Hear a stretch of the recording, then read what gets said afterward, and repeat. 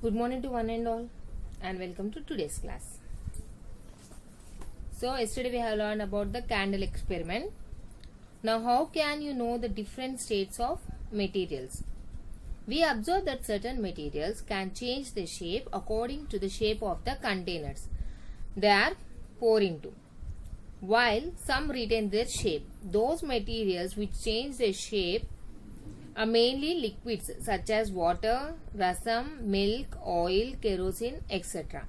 Those materials which do not change their shape are solids such as wood, rock, brick, plastic objects and vegetables, etc. So here they are classifying the materials into solids and liquids.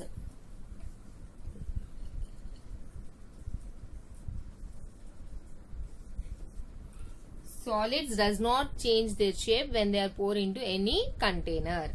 They are having a fixed shape. Whereas liquids change their shape when they are poured into container. Example, water, oil, kerosene, rasam, milk. If you pour milk in a glass, it will take the shape of the glass. If you pour milk in a vessel, it will take the shape of the vessel. So, the solids, if you pour in a glass, the solid will be having the same shape. Example, rock. Rock does not change if you keep anywhere. So, the objects that do not change their shape and have certain fixed volume is called as a solid. Next, classification of materials. Think of different solids, liquids and gases around you and group them in table number 5. In table number 5, they have given solid, liquid and gas. Example, solid, stone, liquids, milk, gases, smoke. In this way, you have to fill the table. This is your homework. Complete the following table. Now discuss with your friends and find out who had the longest list. So after completing, you have to check who has the long table. Now you cannot do. If it is in the classroom, you could have do. Okay, leave it. Just you complete the following table. Now a sweet dilemma. What is the meaning of dilemma? A tough situation where we have to choose any one. A tough situation where you have to choose any one. That is called as dilemma. Now it is a sweet dilemma. Why? Because while thinking about the properties of solids, a group of students in class 6 put sugar in a bowl and in a vessel and in a glass. So in class 6 what they have done, they have taken sugar and they have kept in a glass, bowl and in a vessel. In 3 they have kept the sugar.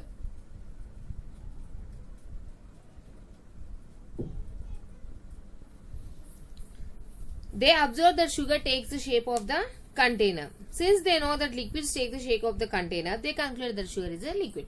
If you pour the sugar in this glass, they will take the shape of the container. If you pour the sugar in a bowl, they will take the shape of the bowl. If you pour the sugar in a vessel, it will take the shape of the vessel. Now, one group is saying that liquids take the shape of the container, so sugar is a liquid. And another group, the second group in the class disagreed. They were not agreeing with this argument. And they are saying that she took a single crystal of sugar and 1 drop of water and declared the sugar is a solid while water is a liquid. She took only single crystal of sugar and water. 1 drop of water. Now she is saying that sugar is a solid and water is a liquid.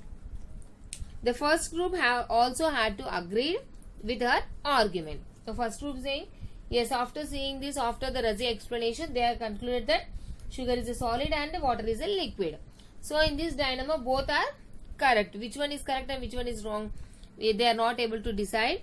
So that is called as dilemma. So now, you have to answer me, what must she have argued using 1 crystal of sugar and 1 drop of water? Okay, how is that they have concluded that sugar only with 1 crystal, that it is a solid? Because solids that does not change their shape, and some solids will not take the shape of the container also. Now brick does not take the shape of the container. If you keep wherever you keep the brick will be in the brick shape itself, in a rectangular shape. So you can say the brick as a solid. Now how can we say that sugar is a solid when it is taking the shape of the container? Because when single crystal, small piece of sugar, when single crystal of sugar is taken, and if you see that it will not change their shape when you keep in a vessel. All single crystals will be having their own shape. They are not changing their shape. They are taking all together. They are taking the shape of the container. And when you pour oil or according to the temperature, they will change into the liquid. So when some substance is added, they are changing their texture. Before that, they are not changing their shape. So we can say that sugar is a solid. Next, sinking or floating in water. Coming to the next point, activity number 7. Let us assume that a tomato, brinjal, potato, iron nail, sponge, wood, stone, leaf, piece of chalk and paper are given to you. Predict which of them sink or float in water. Record your predictions in table number 6. Which one will sink and which one will float? They have already given you a tomato, a brinjal. Everyone knows the tomato and brinjal. Potato, iron nail, sponge, wood, stone, leaf, piece of chalk and paper. Everything will be in your home. The tomato, brinjal, potato. If you take a bucket of water and if you put it, whether the tomato floats or sinks, that will come up to the surface is calling as float.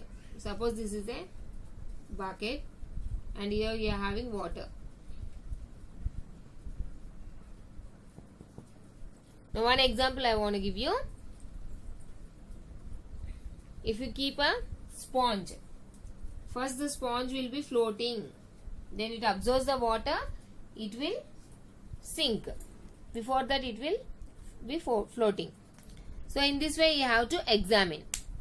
Take a piece of chalk, a stone. If you put a stone, what happen? It will sink. If you put a paper, it will absorb the water and it will sink. Brinjal will not sink, it will be floating. Brinjal will be floating. So, what are the materials are floating and what are the materials that are sinking? That you have to do an activity. And you have to write in the table number 6. This is also homework for you. Make a table like this, which object will sink and which object will flow, you have to write. Now coming to the next para. Now try to test whether your predictions are correct or wrong by dropping the above objects in a beaker of water one by one. What do you find? Record your observations in the following table. Yes, which object will float and which object will sink, that you have to do by yourself. Next, for which objects in your prediction wrong? Now add a lot of salt to the water in a beaker. Try the same activity. Which is excessively salty? What do you observe? Do you get the same result? Discuss. So when you add the salt water, some will be sinking because the salt get dissolved. As the salt get dissolved in the water that is present in the beaker will become salt water, like sea water. So what happens? The density of the water increases and some objects will sink. And before the salt water, some objects will be floating. And the same object will sink in the water when you add some salt because of the density. The salt get dissolved in the water and it increases the density of the water. Now do iron objects float? Take some water in a wide mouth bowl. Put an iron nail in it.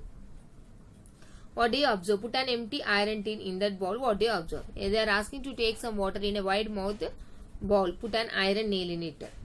If you take a wide mouth bowl and if you put some water and iron nail and put an empty iron tin in the bowl, what do you observe? So iron nail has weight and it will sink, whereas iron tin does not have any weight and because of the shape also it will be floating in the water. Also try to observe whether a wooden piece floats on water. What happens when a wooden bowl is dipped in water? Yes, wooden piece will be floating in the water and wooden bowl will dip in the water because of the density. Wooden bowl will be having weight, so it will dip, and wooden piece will not have any weight, so it will float. Some materials in one shape will sink in water but float on water when they are in other shape. The materials that can sink can be made to float, but all the materials that float cannot be made to sink. So according to this, it is concluded that the same material made up of same object made up of same material, some will be floating and some will be sinking. Like example, wooden piece, one small piece will be floating in the water, and with that same wooden piece, if you make a bowl and if you put in a bucket, it will dip because of the shape. Because of the shape, it depends upon the shape, the floating and the sinking. Same object will be floating and same object will be sinking, but it depends upon the shape. Now, soluble or insoluble in water. Take 5 beakers with water. Take small quantities of sugar, salt, chalk powder, sand and sawdust. Add each material to separate beakers and stir. Observe the changes and record your observation in the table number 7. Now you have to imagine that you have taken the bowls, and in one bowl you have kept the sugar, in another bowl salt, in another bowl chalk powder, in another bowl sand and in another bowl sawdust. Now which material will dissolve? Sugar. When you put sugar in the water, what happens? It will mix up in the water, that is dissolving in the water, and the water will become sweet. So you have to write there yes. Next, salt. When you add salt in the water, what happens? The water will change into the salty. That means salt dissolves in the water and it will mix up with the water. Now you can write S. Sand. Sand will not dissolve in the water. It will be at the bottom of the glass. It will sink but it will not dissolve. Suppose this is a beaker, this is the water. If you put sand, it will rest in the bottom of the glass. This is the salt. It will rest in the bottom of the glass. It will sink but not dissolve. Sinking is different and dissolving is different. Dissolve means mixing up in the water. We cannot separate it. Now when you add the sugar in the water, after some time can you separate the sugar from the water? No. Whole the water will turn into the sugar water. When you put the salt in the water, the whole water will change into the salty water. So now here sand, after some time again you can separate the sand from this water. That means the sand is sinking but it is not dissolving. Now sawdust, it will also not dissolve and it will float on the water. Next, chalk powder, it will also not dissolve. It will sink in the water. We observe that certain materials dissolve when mixed with water. These substances are said to be soluble in water. The substances that are dissolving in the water like sugar and salt are called as soluble. We can say that they are soluble in water. And the materials that do not dissolve in the water are called insoluble. Like sawdust, sand. They will not get dissolved in the water and you can say insoluble. Repeat the activity with different liquids like vinegar, lemon juice, coconut oil and kerosene and add them to the water. What do you observe? So same activity we have to do. We can put sugar in the vinegar and salt in the vinegar, sand in the vinegar. Now we have done with water. We have imagined that all this sugar, salt, sand, sawdust, chalk powder, when we kept in a bowl of water, what happens? In the same way we have to take a bowl of vinegar, we have to take a bowl of lemon juice, we have to take a bowl of coconut oil, we have to take a bowl of kerosene and we have to do this experiment. So anyhow, when you do this experience, you will be concluded that some will get dissolved and some will not get dissolved. So soluble and insoluble. According to this, we can say that some are insoluble and some objects are soluble. Sugar and salt, when you keep in a water, they are getting dissolved. That means they are soluble. And same thing when you take and keep in when you pour in a lemon juice. If you add sugar and salt in a lemon juice, they will also soluble. Even in the lemon juice, even in the water, they both will get solved. soluble, dissolved. So you can say that they are soluble. So some materials or objects may not get dissolved in vinegar, in kerosene, in coconut oil. So in this way we have to do an experiment and we have to conclude. By this you have finished your chapter. So your homework is, already I have told you, fill up the table number 5 and 6 and write the keywords of this lesson one time in your homework book neatly. Thank you.